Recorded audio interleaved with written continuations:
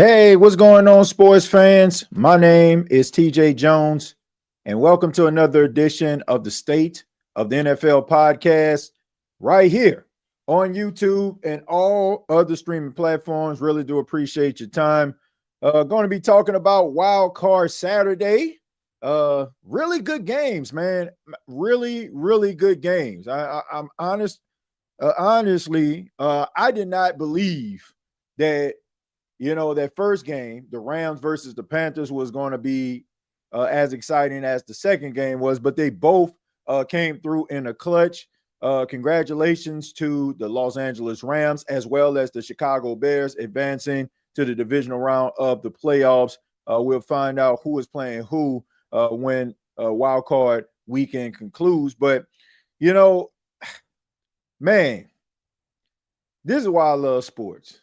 This is why I love sports, man. Like, you really don't know what to expect. People like myself and so many others, we give our thoughts, we give our views, opinions about how we feel a game is going to go, and we expect for a blowout or we expect for a close game, and they don't always end up being the way that we anticipate. But, I mean, this is why you watch these games, and this is why you play the games. I'll start with the Carolina Panthers versus Los Angeles Rams game. Of course, we know that the Rams knocked off the Carolina Panthers 34-31. And I think the shocking, it's not shocking that the Rams won the game. I think we all kind of expected for the Rams to win. It's just the fact that it took basically some last minute heroics by Matthew Stafford in order to knock off Carolina Panthers. Look, everybody was talking about the Panthers, including myself, all week long about how they was going to get blown out. The reason why the Rams lost to them a couple weeks ago was because they didn't have the Rams' undivided attention, and everybody just expected for the Rams just to come into Bank of America Stadium and just slap around the Carolina Panthers. Now, it did start off as if it was going to happen that way, and even the commentary, like even the commentary, those guys were like, well, let's see how long this is going to last. And then all of a sudden you start to see the Rams kind of playing with their food, man. And in a process, you gave Carolina confidence. Like, they probably believed that, they had a chance. But when you start to, hang around and you like, man, we can actually beat these guys. And it got close. And I come away from that game. I don't want to talk about the obvious. Like I said, I think everybody kind of, picked the Rams to win. But I think the most obvious thing about this game that was a shock to a lot of people was the play of Bryce Young. I mean, Bryce Young was 21 of 40, 264 yards, 1 touchdown, and a pick. I know those stats don't just scream like great quarterback play, but it was in moments when the Carolina Panthers needed a play, right? When an opportunity needed to present itself, he created that opportunity. And Jalen Coker, the wide receiver, my goodness, man, did this kid step up when Carolina needed him to step up. But Bryce Young, I think a lot of people walked away from this game believing that Bryce Young could possibly be the guy in Carolina. Now, some Carolina Panthers fans would probably tell you, oh, man, we like Bryce, and they believe that he is the guy, or he has the capability of being that. But I think a game like this, when the entire world is watching, right? This is not just a regional game where the majority of the people watching it are fans, right? Everybody is watching it, right? Because, you could be a fan of everybody, any team, right? Any team that is in the National Football League, but you're watching the playoffs. And for him to perform the way that he did, I think a lot of people walk away with a level of respect for Bryce Young. He was able to scramble a couple of times. He tried to keep plays alive. He caught his wide receivers on a run. He was making some really good decisions. Now, you've seen a lot of lot of jabs, right? A lot of jabs trying to create separation, in this game. And by that, I mean a lot of dinking and dunking very early by the Carolina Panthers. You saw, they had a game plan, right? I mean, don't get yourself beat, right? Take what the defense gives you and see where you are. And then all of a sudden, like I said, when the Rams start to make mistakes, when you start to see Matthew Stafford out there throwing interceptions, when you start to see the guys dropping passes, Puka Nacua wide the free open before halftime in the first half, pretty much could have put the death nail in Carolina. He drops the ball. He's wide open. And when those type of things happen, you start to wonder to yourself, will the Carolina Panthers pull off the upset? And like I said, you go into the locker room in a better state than you anticipated, right? I mean, you had the fumble by ETN. You had an interception by Bryce Young. All these things happen, but at the same time, you're still hanging in there. And they come out and, man, they played some inspired football. Shouts out to Mike Jackson, who was locking down Davante Adams the majority of the game. Davante Adams on anybody else probably would have had about 4 or 5 receptions.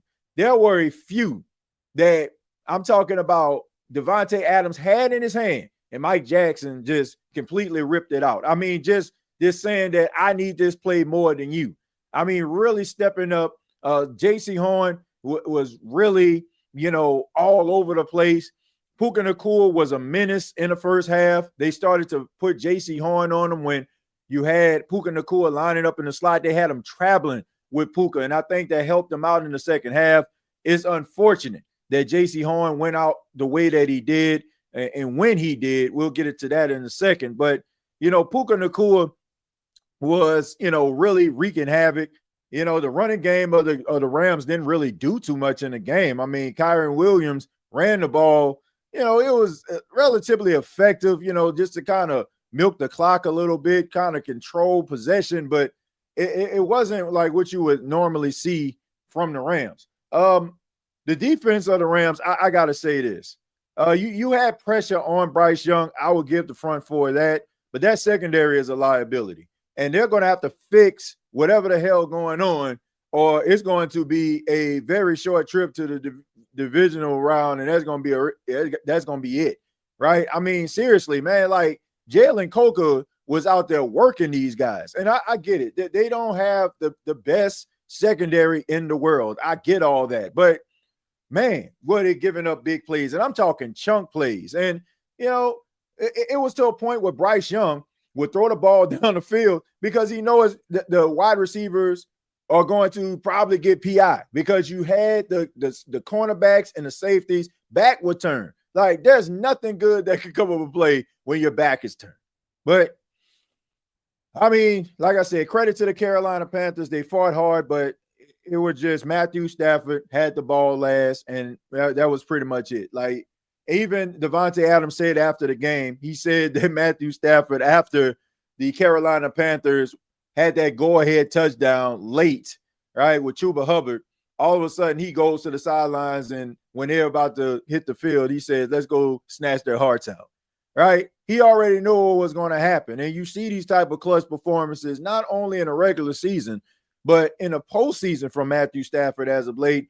And I think in this type of game right here, I think he pretty much solidified what a lot of people already knew about him, that he's a really great quarterback. And I think that this might be the MVP performance that people have been looking for to separate Drake May and Matthew Stafford. But once again, credit to the Carolina Panthers, an 8-9 football team, backed their way into the postseason, and nobody believed in them. But they went out there and they fought hard, man. But the sky's the limit for Carolina. They got some things that they need to fix and work on.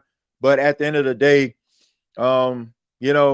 like getting this opportunity, this experience in the postseason, knowing how it feels, knowing, what's at stake, I think it kind of helps you out, a little bit when, this opportunity presents itself again. You kind of know what to expect, and you want to keep that thing going as long as you possibly can. But let me go ahead and read some of your comments here, and we'll go from there, and we'll talk about the Bears and Packers game that just wrapped up not too long ago. Says, only reason why I did pick the Panthers because I didn't trust Stafford. Plus, it's the playoffs. Never know. Yeah, man, look, I trust Matthew Stafford, in certain situations, like clutch situations. This is a guy who is in his 17th season. He's seen all different types of defenses, and we have seen on numerous occasions Matthew Stafford come through in a clutch at the last minute with the late game heroics. I mean, I went into the game not believing in Bryce Young, like not feeling like Bryce Young had the capability to be able to go out there and duel with a guy like Matthew Stafford. To me, I think that the world learned more about Bryce Young tonight than they did Matthew Stafford. Matthew Stafford has been doing what he did throughout his entire career. We've seen it during the time when he was linked up with Megatron, right? We've seen the late game heroics. We've seen the last minute touchdowns. We've seen all these things from Matthew Stafford, but Bryce Young, he was the one that had to answer some questions. The number one overall pick. A lot of people look at him as a bust. He got benched in his rookie season, right? A lot of missteps. And this season, it seemed like he's starting to get things together. And having a performance like that, it gives hope to the Panthers fans. I think it gives him a little bit of wiggle room. And I think it kind of alleviates some of the pressure, because I think everybody expects for quarterbacks just to come in looking the part and playing the part. But it takes time. I just think that we live in this world where we want instant gratification. We want our quarterbacks to be all pros right away. We want them to show flashes. We want them to win us all type of games. But that stuff takes time. And these are like steps that you have to take in order for you to be able to achieve greatness or some type of solid quarterback play in the National Football League. So this probably helped Bryce Young in a lot of ways. But like I said, I walk away learning more about Bryce Young in this game versus learning about Matthew Stafford. Matthew Stafford was already special, and I think we already knew that before the game even started. Says Panthers dominated that game. Common sense and stupidity decisions cost them. They didn't dominate anything. Like there was no domination at all. Now let's not get it twisted here. A lot of the mistakes that the Rams made, and I will say this. Some of the mistakes that the Rams made, the Panthers caused that. Like the punt that was blocked by Isaiah Simmons. Like that is the type of stuff that you're creating opportunities, right? Unfortunate events that kind of helped them and kind of served the purpose, like Puka Nacua dropping a pass. If Puka Nacua drops that pass, everybody, like, it's pretty much over after that. It's pretty much over. Another example, 4th and 3. You had an opportunity. Sean McVay had an opportunity to be able to kick a field goal, and go up by, add to the lead, right? He decides to go out there, throw the football on 4th and 3 with Matthew Stafford. Is incomplete. So you are close to the red zone. Like, man, they may have been in the red zone. Yeah, they were in the red zone. You were in the red zone. Instead of you taking the points, you decide that you want to just go out there and go for it, but that's a costly mistake right there. So, man, the Rams could have easily put this game away very, very early, or they could have got themselves a very comfortable lead. We see, like, having a very comfortable lead means absolutely nothing when we're about to get into the game that finished the night. But all I'm saying is the Rams gave the Panthers life. And in some of those cases, the Panthers were able to get down the field, be able to generate points, to be able to, keep those possessions going, and it kept them in the game. If Puka Nacua catches this touchdown, if Sean McVay decides to kick a field goal on 4th and 3, we're talking about maybe maybe them not coming out of the locker room. I'm talking to Panthers with the type of confidence that they had coming out of it in the second half. When you basically took a champ's best shot, they knock you down and then you get right back up, like, okay, like, okay, I took your best shot. Okay, time to fight. It was more about, to me, it was more about the Rams' lack of execution more so than what the Panthers were actually doing. But like I said, credit to what the Panthers were able to do, which is capitalize and keep it, and keep it close.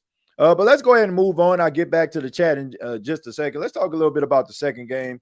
Now, the Bears versus the Packers was a classic. It started off where Chicago, man, you can just tell. Like, first off, before I even get into the game and break it down, man, you can just tell. Like, you can just tell that Chicago wants it. Like they absolutely just want to win, man. They haven't won a playoff game in 15 years. Like you can sense the energy in the building.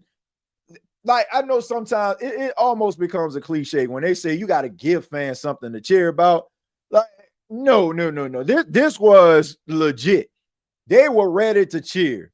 I'm talking about as soon as like something it can be a field goal and you can just hear the roof just blow off the place. This game started off in the worst way. And I gotta say this. I can see why at the beginning of the season, Ben Johnson and Caleb Williams were at each other's throat. And the reason why they were going at each other and at each other's throat is because I have never seen a quarterback and coach so much alike in my entire life. Like I've never seen a coach and a quarterback who are so much alike. Like most of the time people like, oh man, they've been together for a long time. And, like they be like, oh, they can almost finish each other's sentences. No. These two guys are exactly alike. Caleb Williams is a very, very arrogant guy when it comes to the quarterback position. And I mean that in a good way, because I feel like you have to have the type of arrogance that Caleb Williams have. Caleb Williams' arrogance is like, if he's on your team, you love it because you know he's going to go to a spot and go to a place where very few players can go, right? But if you playing against him or you're a fan of another team, you might look at this guy like, man, who does this guy think he is, right? And then you look at Ben Johnson, like basically the same guy. Like he believes everything that he does is going to work. And if it doesn't work, it's not his fault. Everybody around him for some reason. This man just refused to kick a field goal.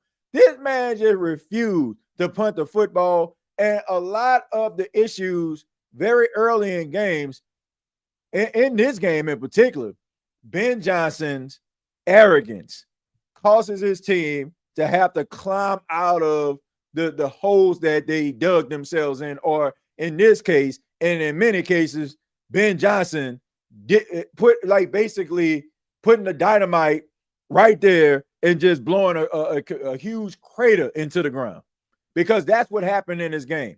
The Green Bay Packers were able to get very short fields, and shouts out to Jordan Love, 3 touchdowns in the first half. I mean, they were picking the Bears apart. It was almost to a point where you have to wonder to yourself, like, man, can the Bears survive?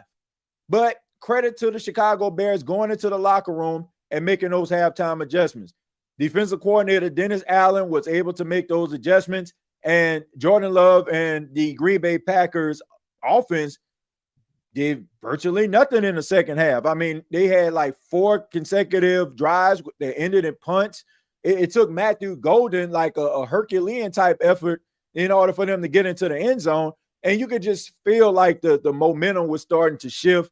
And Caleb Williams, like I said, that arm arrogance, he rolls to his right. You got a defender got him dead to right.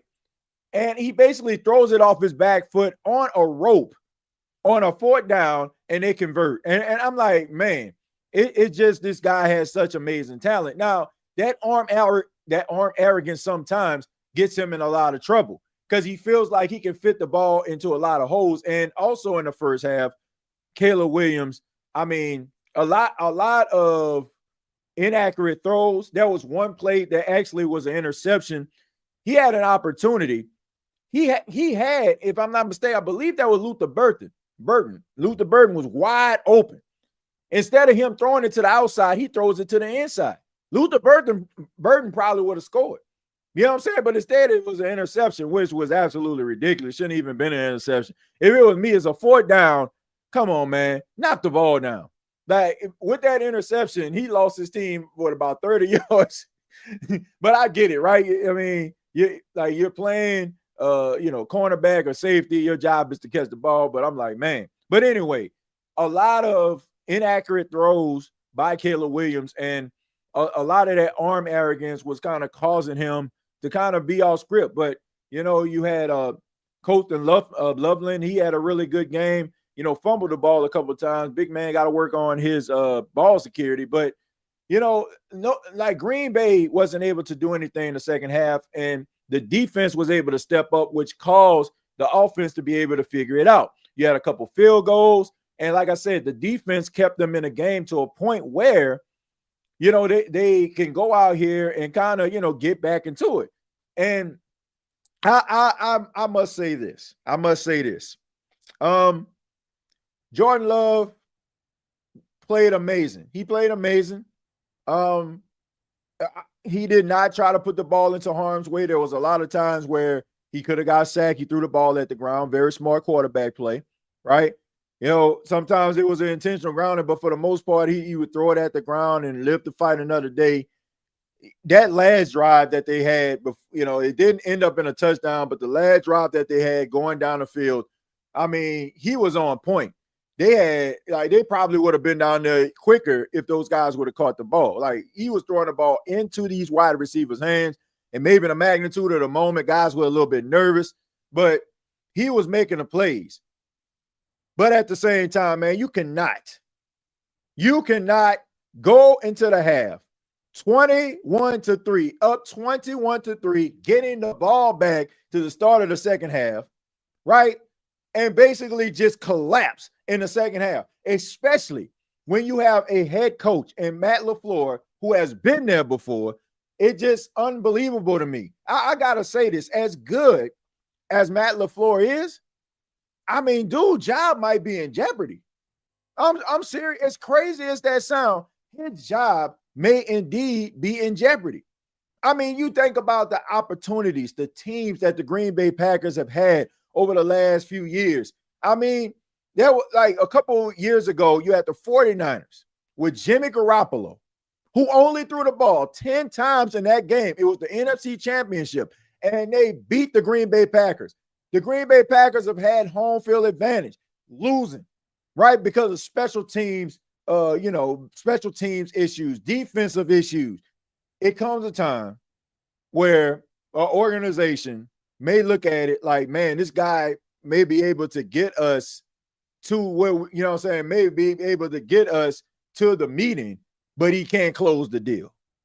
It just seems Matt LaFleur just collapses.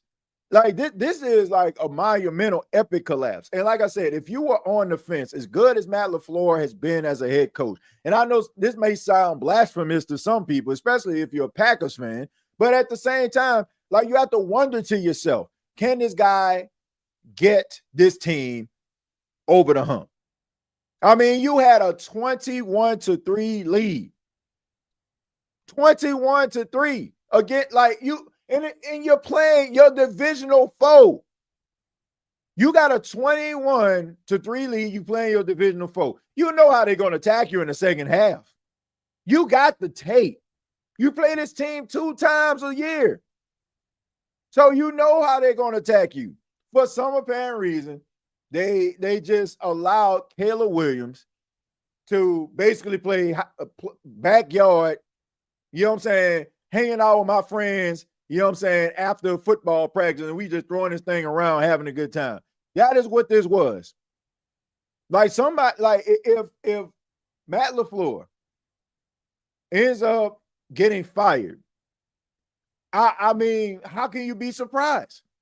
How can you be surprised? Now, do I believe he needs to be fired? No, he's too good of a coach. Matt LaFleur gets fired by Green Bay today, he'll have a job by Monday. Like, he's that good of a coach. But all I'm saying is, for this particular organization, right, losing the way that they did and losing the way that they have in the postseason over the last couple of years under Matt LaFleur, you have to wonder, is his seat going to get a little hot? Or it may be a change of scenery might be suffice for a guy like Matt LaFleur. But at the end of the day, it was a really good game. And the Chicago Bears have been doing this all year long, like with the I mean, with the late game heroics, if you're a Chicago Bears fan, like I don't know how you don't have an heart issue right now. You know what I'm saying? Like a blood pressure issue. I just don't understand how. Like they keep you on the edge of your seat. Unbelievable stuff, man. But like it has been an amazing, like since Thursday. Let this skip Friday. Let's skip Friday. That Indiana Oregon game was an embarrassment. Ole Miss versus Miami, classic. Like Carolina Panthers versus Rams comes down to it. I guess if you're a Panthers fan, best case scenario, right? In a loss. Rams, you know what I'm saying? Like NFL, like it's cinema, it's drama. And then you finish it with the Green Bay Packers and Bears. So right now, since Thursday, for the exception of the Indiana game, football has been must-see television. Now, the other slate of games tomorrow, will they be able to follow this? I hope so. I really, truly, really, really, really hope so, man, because this has been some great football over the last couple of days, man. No doubt about that. Let me read your comments here. It says, don't get me. I'm glad that the Panthers lost. They're on the couch, but just calling it like I said. Yeah. I mean, yeah, I understand, but I trust Matthew Stafford. I trust Matthew Stafford to make plays. TJ, do you think the Bears can make it to the Super Bowl because they always find a way to win? That's a good question, right? Now, can they make it to the Super Bowl? Absolutely. Got the coach, got the quarterback, got the offensive line. Defense, not their best outing. Second half, they were able to put it together. They got what it takes. And the thing about it is, who doesn't? Who doesn't have an opportunity? This playoffs is wide open. Whoever makes the Super Bowl, I mean, I don't know. It's a toss-up because nobody is superior right now.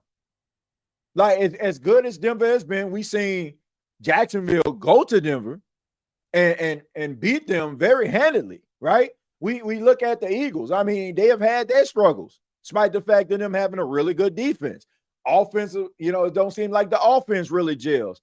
Jalen Hurts, a lot of question marks with that, right? A.J. Brown, like Saquon, had a magical season last year, not so much this year. So everybody has question marks. The dominant teams that you look at, like the Bills and stuff, and in years past, like they're vulnerable too. So I don't know.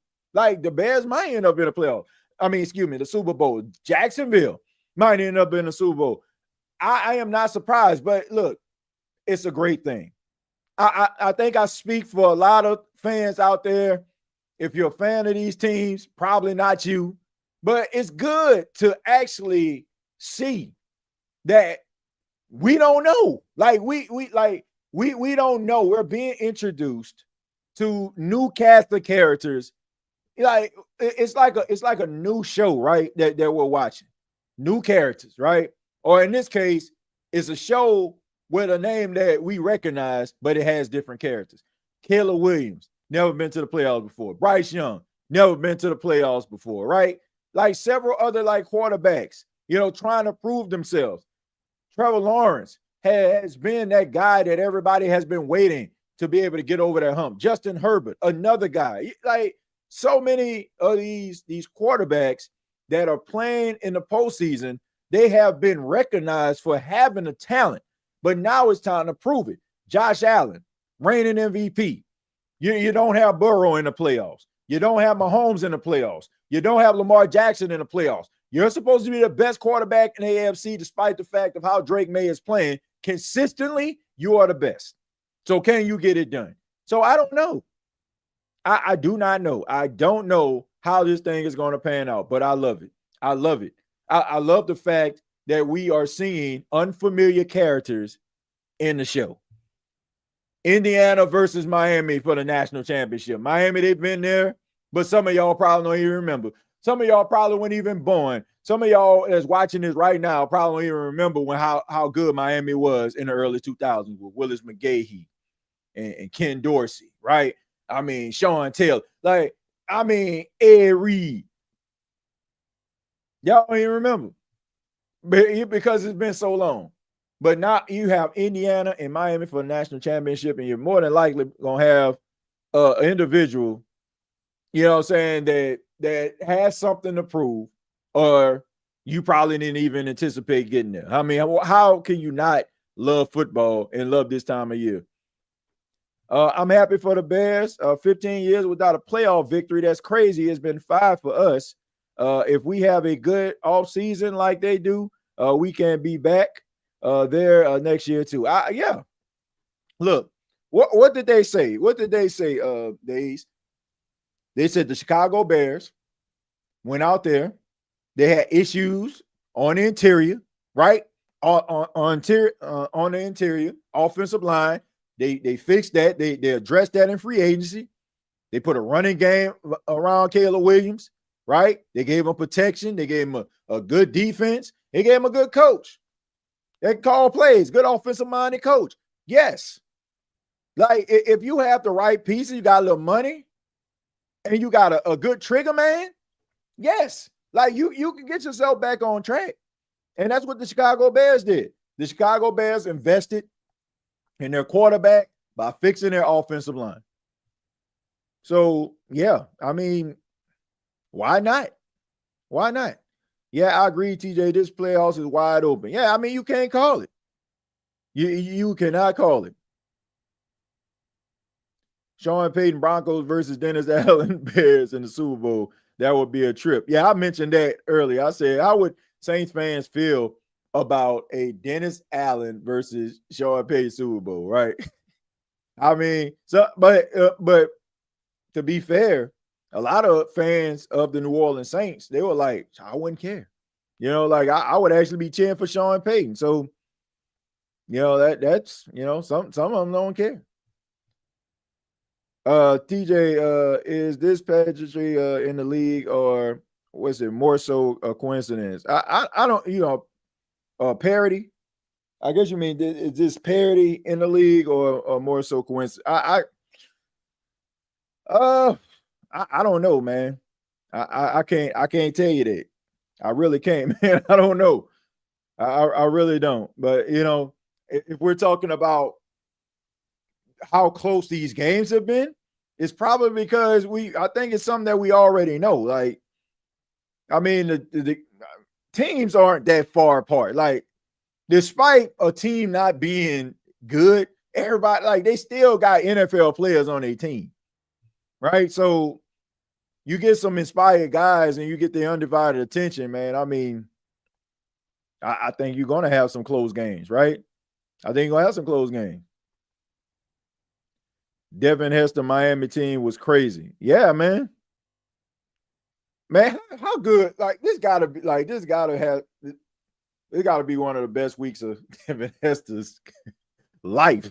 You got your alma mater, the Miami Hurricanes, going to the national championship, and you seen a team that you're synonymous with, the Chicago Bears, win their first playoff game in 15 years. Like, what a magical couple of days for Devin Hester. That has been a magical couple of days for him, man. TJ, do you think those kind of drops come from misjudgment of the ball, velocity, or complacency due to repetition? I think it's a combination of things. It's a combination of things. Like, man, you got to think about, man, okay, this is the playoffs here. Everything is amplified. The magnitude of everything is so important. Like, I think a lot of dropping, but you know, that it has a lot to do with nerves, has a lot to do with the zip on a football, not being able to, like, sometimes determine it, right? You know, maybe the ball come at you faster than you thought. Like, it happens, man. Like, a lot of passes get dropped. You know what I'm saying? Like, because of, like, maybe you have a quarterback that's throwing the ball with way too much zip. Or, you know, like I said, it's just a fact of nerves. Like, I really honestly think that Christian Watson drop that he had, like, on that final drive, I think that had a lot to do with nerves. Because at the end of the game, you see him kneeling on the field, you probably, you know, like, man, I could have reached out for it. Like, I think it's a combination of things, though, King Arthur. I can't, like, just say it's just one particular thing. I'm ready for the Bills and Jazz game. Yeah, that should be a good one. Yeah, it should be a good one. Cheering for the Broncos and Eagles. I like Sean Payton coming from a Saints fan. Yeah, I don't really, honestly, I don't really care because I just think that any Super Bowl matchup that we get is going to be something that we haven't seen, and I just think it's going to be good. Like it's going to be, it's going to be a classic because, like, I think that's the reason why this playoffs has been so good because you have a lot of guys that are in the playoffs right now that have got to prove themselves. Like you don't have a Mahomes in that thing, right? Mahomes lose, like everybody, they laugh, but Mahomes can get to the Super Bowl. He can get there, right? But it's like, Jalen Hurts. He can get there, right? Eagles can get there. But it's like, if you got Trevor Lawrence against Justin Herbert to go to the Super Bowl, like these are two guys that have been, right there in the thick of things, and people are just waiting to see them break through the glass ceiling. That's it, right? I mean, so a lot of these guys are trying to prove themselves that they belong among the upper echelon in the NFL. So they doing whatever it takes to show that they belong there. So you're gonna see a lot of good football. Williams' ball placement is bad, TJ. It was bad in this game, man. It was a lot of throws by Caleb Williams. He gonna look at the tape and be like, "Damn, I wish I could have that back." Yeah, man, but man, you can't knock the arm talent. Like, I'm not the biggest Caleb Williams fan, but man, he got some arm talent. He has got some arm talent. Like he's one of those guys that he can just make all the throws. He has arm arrogance. Like he feel like he can make all the throws, and that's the reason I feel like he puts the ball in harm's way most of the time. Somebody new in the Super Bowl would be great. Yeah, people just want to see something new, man. Something fresh, man. Like, and like I said, I think that's why people are starting to get back into college football because it's not the same usual suspects. Like, no disrespect to the SEC, but they have had a stranglehold on college football for a long time, and people have had SEC fatigue. Now, I'm saying that like I don't mean that like any form of disrespect when I'm talking about the SEC, but what I'm saying is like people want to see something different. Like seeing an Indiana team that hasn't been there, seeing a Miami team, like I said, they haven't been there in 2003. Yeah, when they lost against Ohio State, like when you see stuff like that, it's like, man, this is cool right here, man. Let me check this out. Ole Miss versus Miami. Like, ain't nobody, like, what? I can't remember last time I seen Miami play Ole Miss. And you can tell, like, man, everybody was out there with something to prove, and you didn't know because you have unfamiliar characters in the story. You don't know what that character's range is. You don't know what they're capable of. You don't know if you're going to end up rooting for that character or saying, I don't like that character. It's one of those situations. A lot of these quarterbacks, a lot of these teams are being introduced to you in real time, and we're forced to make a decision by the play that we're watching. And you know what I'm saying? But it's also giving us a level of excitement because they feel like they got to go the extra mile to prove their worth.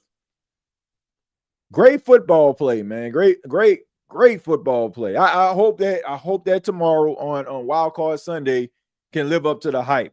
Because, like I said, for the exception of that Indiana-Oregon game, it has been some great football over the last couple of days.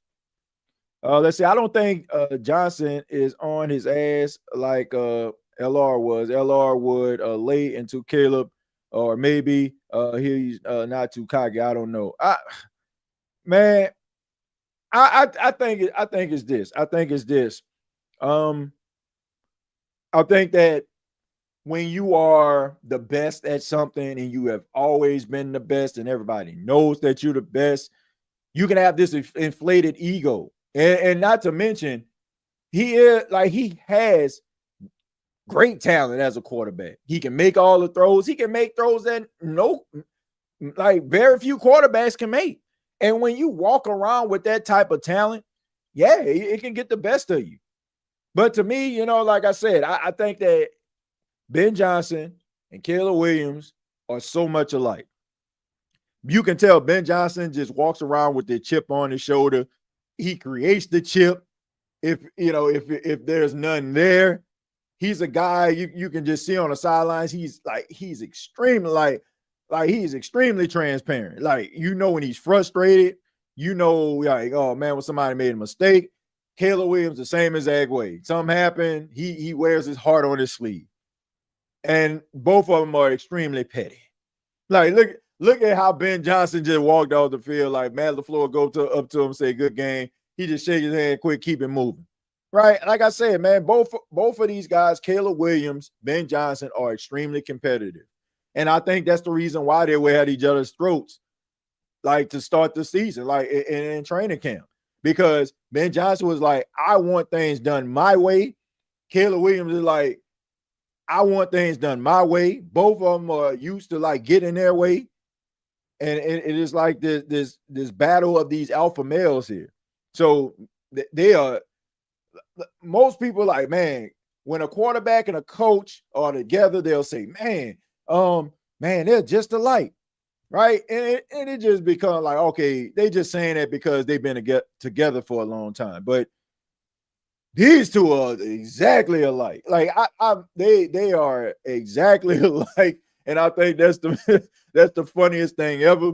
And I tell you this, if the Chicago Bears can end up being one of those teams that consistently make the playoffs, maybe win a Super Bowl, like, they're going to be able to write a book if these two can stay together, because I'm pretty sure the behind-the-scenes stuff is going to be just downright, like, just water cooler type. It might be like Last Dance type stuff where you see all these different things going on.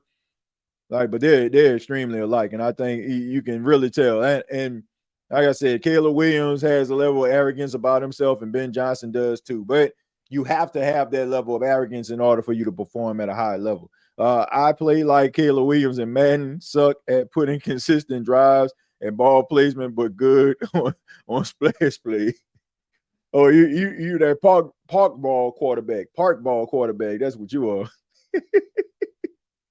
You just go out there to be rolling out, like, just run a nine.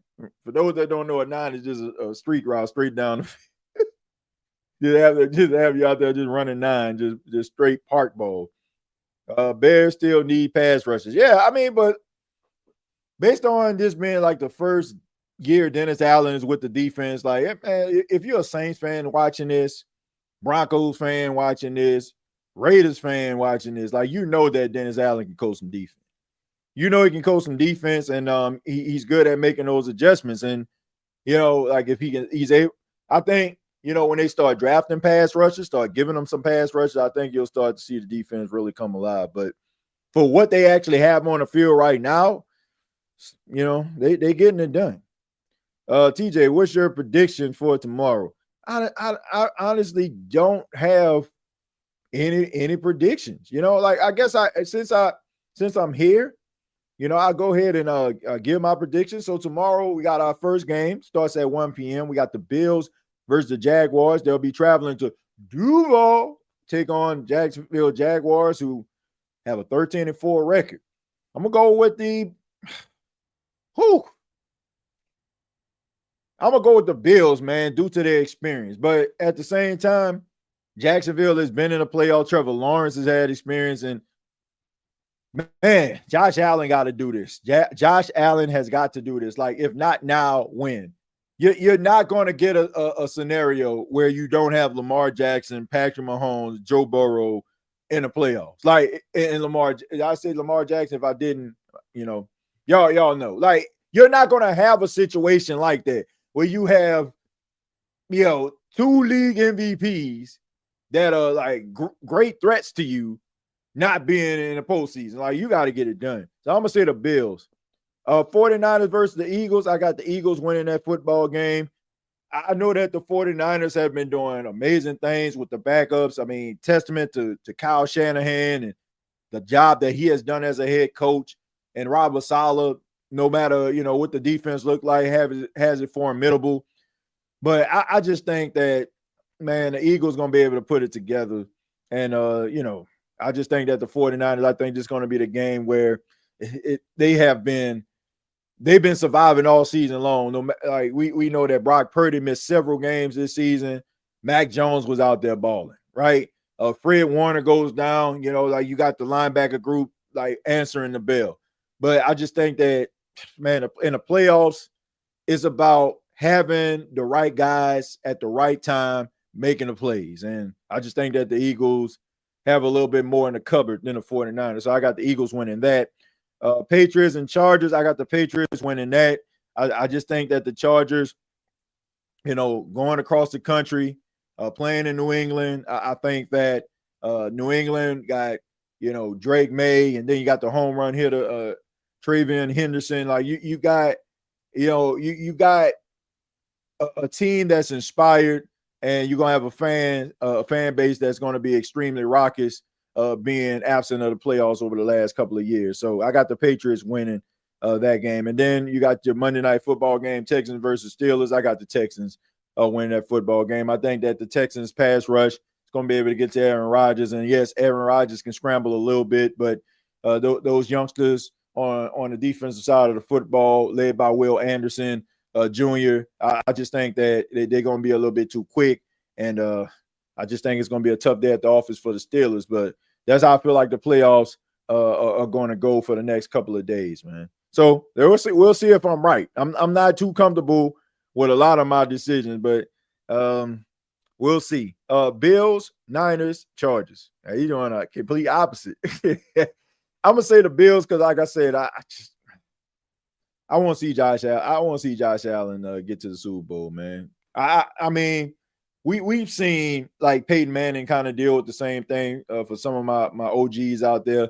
Peyton Manning just couldn't get past Tom Brady, kept losing in the playoffs, couldn't make it to the Super Bowl, right? And it took him, about 8 years. Ironically, around the same amount of years Josh Allen has been into the league. So, like I said, man, you're not going to have a situation like this happen ever again, where you're going to have three great quarterbacks not being in a postseason, and the three quarterbacks that have been responsible for knocking you out of the playoffs. Like, you got to get it done. You got to get it done. Niners, like I said, man, I just think that the injury is going to catch up to them. And, man, it's kind of hard for me to pick against the Patriots. Look, I think that Mike Vrabel is a great coach, and, he's doing a really good job over there. He's going to have those guys prepared. Not saying because I'm a fan of Drew Brees and Josh Allen, or I love the Saints and Bills, just being honest. Okay, let me see what you got here. I think Josh Allen and Drew Brees in the playoffs. Reason why I said that Bills defense is the reason why the Bills haven't been going to the Super Bowl, same as the Saints defense, why Brees couldn't get another ring. That's interesting. Yeah, there has been times where the defense, it has been times, more times than not, the defense just wets the bed. I mean, we all know, there was a couple times, right? The Kansas City Chiefs, right? Like coming back with 13 seconds left on the clock. Like I said, just countless times where, they just couldn't get a stop. Josh Allen drives the team down the field for a go-ahead touchdown. He's not the last one on the field. And then the next thing you know, team offense just goes down there, scores a touchdown, and gets the field goal range. So, yeah. But, man, this got to be the year he gets it done. Now, I just feel like if he does get it done, it's even more impressive, because I don't think he has had a weaker offensive, like skill position group, like wide receivers. Like, I mean, Dalton Kincaid has been in and out of the lineup throughout the, entire year. He's a really good pass catcher and a really good target for Josh Allen. But the rest of these guys haven't really stepped up. And, Keon Coleman, Shaver's out there. They acquired Brandon Cook a couple weeks, later. A couple of weeks ago. And like I said, you got Gabe Davis still, out there providing, some nostalgia. This might be the most impressive playoff run that he has ever had. The Saints defense after the Saints' first Super Bowl was ass, TJ. Their defense after the Saints' first Super Bowl Yeah, it was. But that 2016 Saints defense was an abomination, an absolute abomination. Do you hear me? Like that was embarrassing, man. Like them boys couldn't stop traffic with a stop sign. They couldn't stop a cab in New York City. I mean, man, they couldn't hold ice water. Like, shoot, man. I'm talking about the Red Sea defense. Shouts out to Cam Jordan. Yeah, but you know I'm telling the truth, man. Shoot, Cam Jordan was watching this, ironically strolled across it or something. The thing about it is like, yeah, man, that defense was horrible. That 2016 Saints team, that was embarrassing, man. With Brandon Brown in them. Keon Coleman, better up. Josh Palmer is out. Yeah. Yeah, Josh Palmer, it's crazy. Josh Palmer probably the best wide receiver in the room. You know, Dalton Kincaid probably, if we talking about catching a ball, Dalton Kincaid is their guy. But yeah, they need a wide receiver bad. They need a wide receiver bad. Like they need a number one bad. Like if they're going into the if I'm the Buffalo Bills, my first round pick is a wide receiver. They have got to get a guy for Josh Allen. If you don't, you're just wasting his time. Rather you get one in free agency or you get one in a draft. But he needs a guy. And I like Keon Coleman, but Keon Coleman is not a number one. Now he's a possession guy. He's a possession guy. And I just think that they need to just relax and stop trying to make him the guy and make him what he is, which is a supporting cast member. They got to find a way to run the ball. Bill should get Denzel Boston. Yeah, they need to get somebody. Josh going to use his legs. He gonna have to do something. AJ to the Bills. Look, man, they gotta do something. They have got to do something to try to fix this wide receiver room because they don't have anybody. And I get it, right? You got a franchise quarterback, a face of the franchise, a face of the NFL, right? Making top dollar, and it's difficult, right? It's difficult to be able to pay your top guy and then pay other guys, but that's the reason why you got to draft. The reason why you got to draft, man. TJ, if available at 8, who you taking? Carnell Tate, Jordan Tyson, or Jeremiah Love? Jeremiah Love. I'm taking Jeremiah Love. Now, if we talking about Saints football right now, I'm gonna put it to you like this. I think a lot of people aren't having as much respect for the Saints wide receiver room they have now. It's because they haven't seen those guys play. Like Jalen Polk is really good. Like I think that his time with the Patriots, it just wasn't a good fit. And I would be interested to see what Jalen Polk would have looked like now that Drake May is playing the way that he is. I think you'll probably see that. Trey Palmer, I feel like he's underrated. Like go back and watch that wild card game. I believe, if I'm not mistaken, I want to say Tampa played the Cowboys. And I think, man, Trey Palmer was out there working them boys. Like I think that the Saints have a very formidable wide receiver room to a point where I don't feel like you need to invest your first round pick in a running back. I mean, a wide receiver, but they need to invest one in a running back. And the reason why I'm saying that is because you need a playmaker. You need somebody that is a difference maker, somebody that is going to alleviate the pressure from Tyler Shuck and also be able to create opportunities for themselves. Like, I watch guys like Saquon Barkley. I watch, guys like James Cook. Like, I watch these guys who they'll be dead to right. B. John Robinson, they'll be dead to right.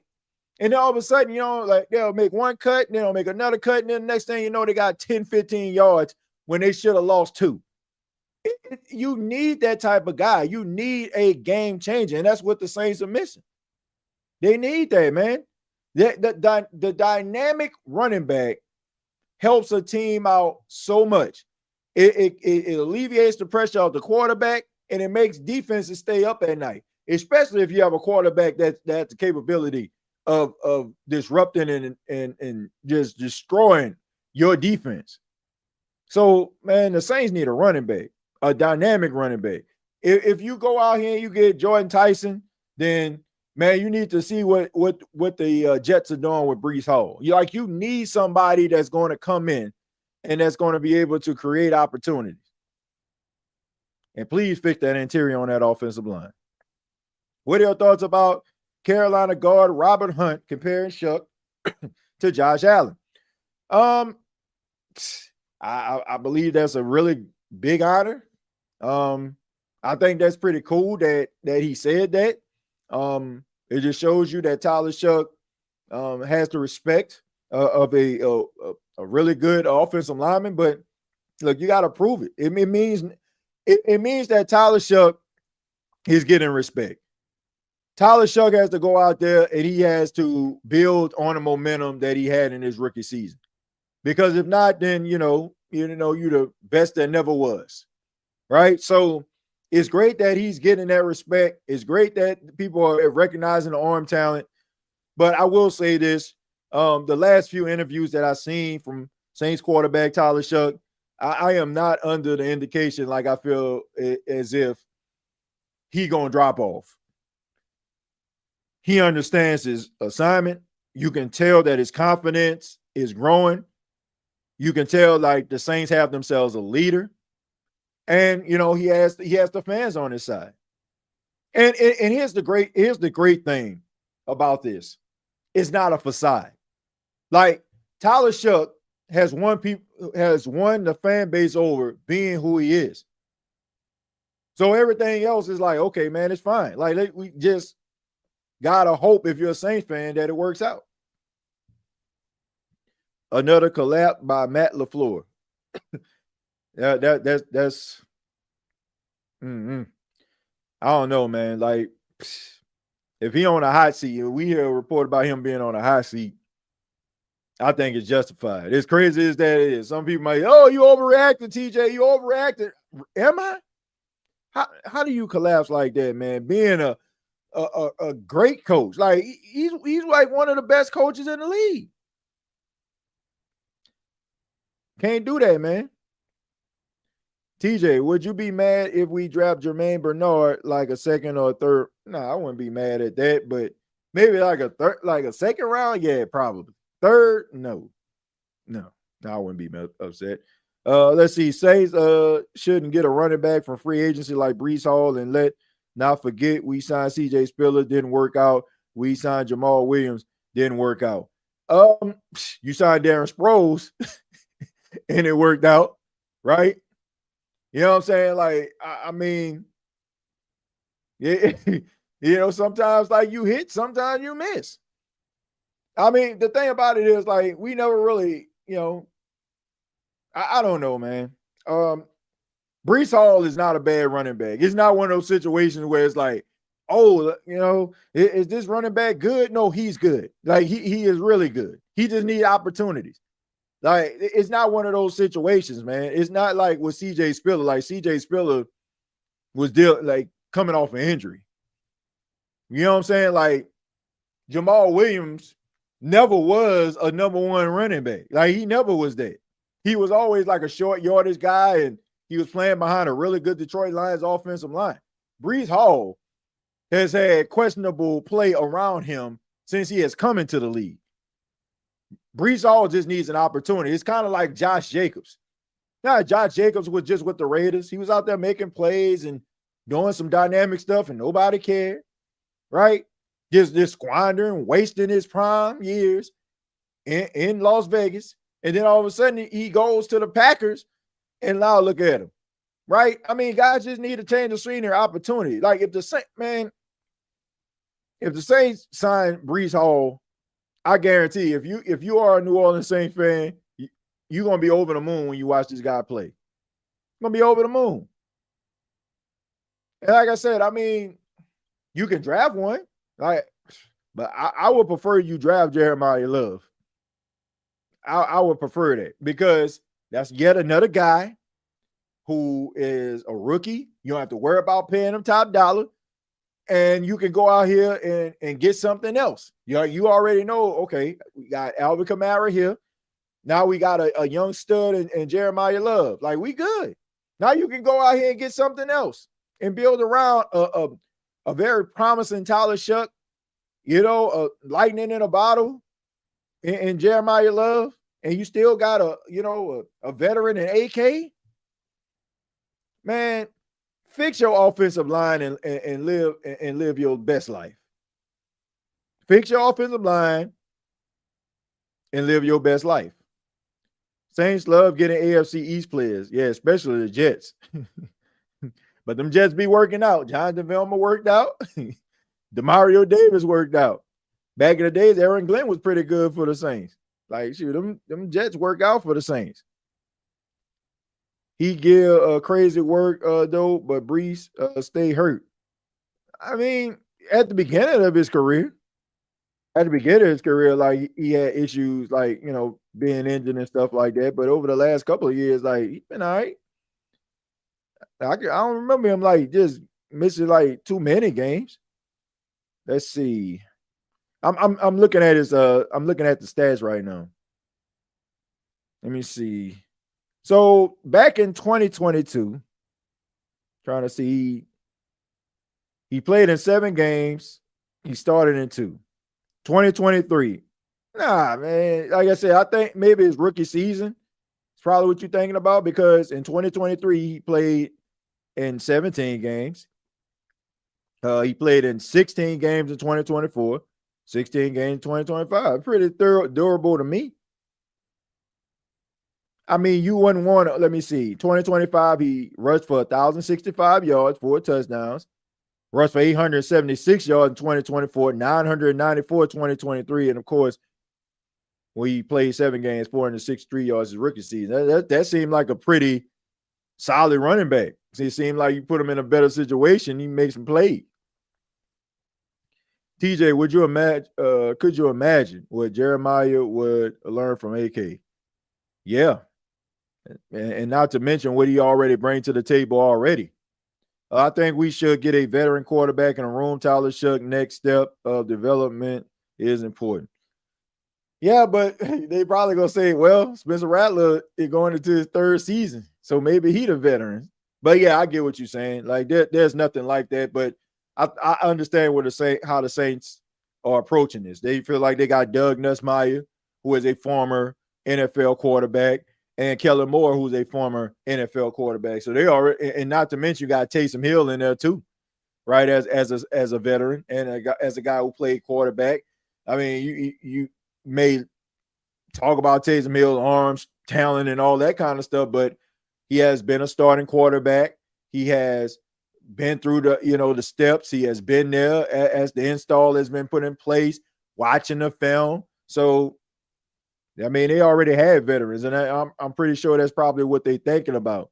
The fact that you have your offensive coordinator and your head coach being former quarterbacks. So I guess they don't feel like, like they feel like as far as the preparation. Now, if we're talking about bringing a veteran quarterback in to play, then that's a completely different story. But if we're talking about helping him to be molded and shaped the way that a quarterback needs to be molded and shaped, then, I mean, he already got 2 former quarterbacks. But my final thoughts for Wild Card Saturday, very, very simple. It was damn good. Carolina Panthers losing to the Los Angeles Rams, and then you have the Chicago Bears with the late game heroics coming back down 21-3 at half to win the football game. Man, unbelievable. I mean, some damn good football games. For the exception of the Indiana-Oregon game, once again, football has been amazing over the last couple of days. Hopefully, the Sunday slate of games can pick up the banner and carry us all the way to Monday for the Steelers versus the Texans. But man, it's been a great couple of days for football. Really, really great couple of days, and I'm just looking forward to watching some really good football games. But thank you all so much for checking out the state of the NFL. Once again, my name is TJ Jones. Hopefully, I didn't bore you half to death for an hour and 4 minutes, and you enjoyed the commentary here. And if you did, subscribe to the channel. State of the NFL. We talk about some of the hottest topics in all of the National Football League, and we will be talking about wild card weekend. We will be talking about the divisional, NFC Championship, Super Bowl, and all the offseason activities that are going to be going on. NFL Combine, Senior Bowl, who shined, who didn't. Subscribe to the channel. Help the channel to grow. We really do appreciate it. Shouts out to everybody that's staying up late. It is 1 o'clock in the morning where I'm at right now. Thank you all for staying up late. Y'all are some dogs, right? Some animals, man. And I appreciate it. Make sure that you follow me on X at TJAYJones8. And also, you can check me out on the NFC South Roundtable alongside my guy Clay James, as well as Berto and Bro Talk, filling in for Berto. Shouts out to my guy Berto. If you're watching this, man, much love to you, man. We miss you over there. But make sure that y'all check it out, man. We have a lot of fun. And stay tuned. Till next time, I'll see you down the road.